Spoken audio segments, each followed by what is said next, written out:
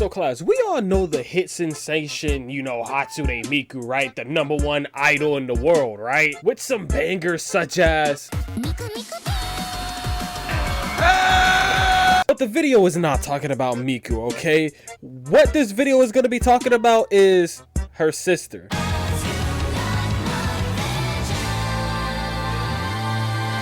Vivy is one of these animes that I feel like everybody should at least watch once. This anime is just so goated, and to be honest, since I have like kind of a small ReZero audience, this is made by the same person that made ReZero. Now if you're wondering if it's just as brutal as ReZero, well, yes and no. Like there are like the brutal scenes to where people are getting murked, but to be honest, that's only kind of like in the beginning of the anime to get you like warmed up to be like, damn, this anime is gonna be something crazy. And crazy it is because everything that be going on in this anime is just like, oh my god, like the animation in this anime is absolute. Like bro, at some point bro, I thought I was watching a movie. Like they went crazy with this. Like damn near every single scene in this anime just looks so good. Like everything, even down to the background and even certain details like in her eyes, like they went further and beyond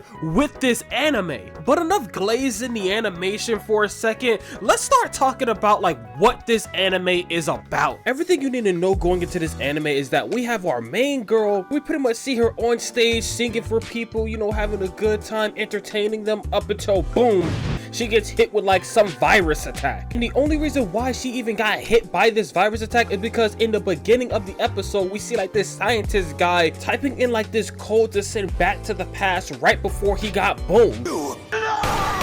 And that's how we get like our second character, Masamoto. I'ma just call him Moto. And practically his job, because he was the code that the scientist typed out in like literally 3 seconds. Like god damn, it takes people like years to even type out shit like this, and he did this in like 30 seconds. Like he was goated. But his job is to prevent what happens in the future, which is the androids doing like some uprising and starting to kill people. Hey, keep fucking around with the AIs and this is what's gonna happen in real life.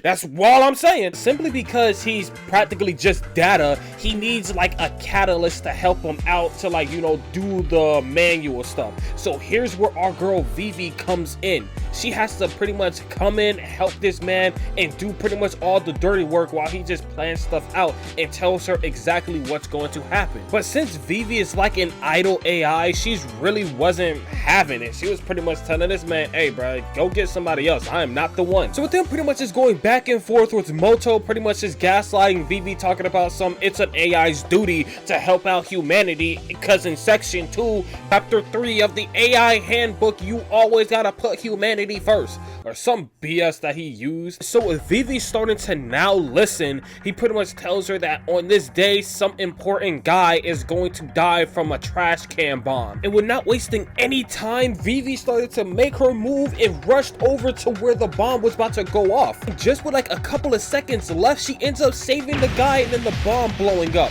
Now, I'm gonna take the time to just say none of this happens in the light novel. Like, Vivy in the light novel was way more accepting of the fact that she literally just got an AI embedded into her head from the future. Because as soon as he mentioned that, she was pretty much just like, oh, okay, yeah, sure. Like, she was a lot more on board with it than anime Vivy, which was pretty much just fighting him tooth and nail back and forth. Archive. Please eradicate this virus now. In the light novel, she was pretty much just like, okay, what's the plan? What do I gotta do? The most that she did in the light novel was probably just like ask this man some like pretty valid questions like, why me? How the hell did you get here? Like, why are we even doing all of this? Which is like kind of crazy because I had to like reread over that same exact part. Like I started the book from the beginning all the way up until I recently stopped that just to see if I was tweaking. Like I was like, bro, is this Vivy different than the anime Vivy? And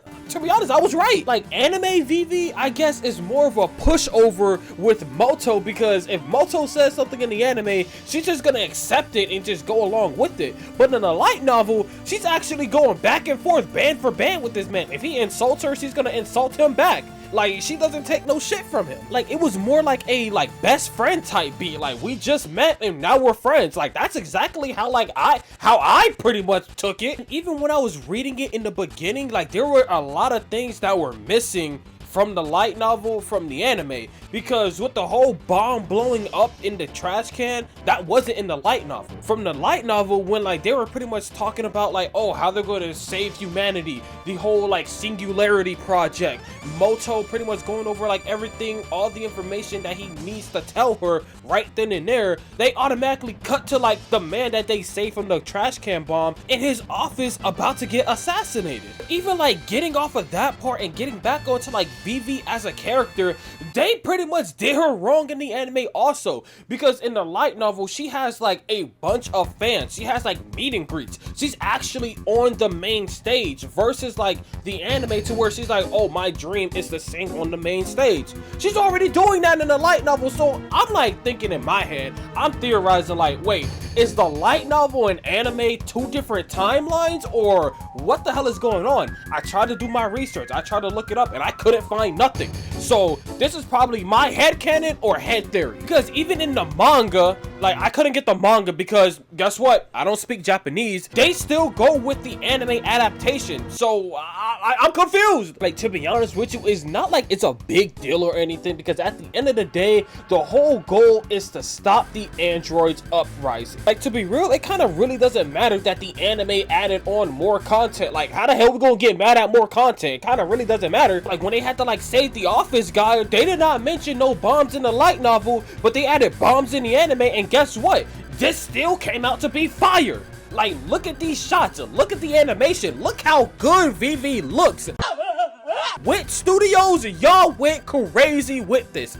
To be honest, I say this should have been a movie from how good this animation is. That's all I'm saying. That's all I'm saying. And even like the action sequences in this anime, bro, like, to be honest, I might have to make a separate video going over some of the fights, because oh my god, the fights in this anime were good. So in regards of like my recommendation scale that I have to give for Vivy, I'm gonna have to give this a 9 out of 10 of my recommendations. So if you want to watch something with like a good story with good visuals and stuff, I really do recommend this anime. And like I said, the creator of ReZero made this anime also. So if you seen ReZero and you didn't see this, fake fan, get him, he's right there, get him. But what do you guys think? Do you guys think that this anime is good? Did you like the anime? Have you seen it? Have you read the light novels? Leave your thoughts and answers in the comments below. If you haven't seen this anime, call this your homework for tonight. But with that being said, that's the bell, pack your bags, class dismissed.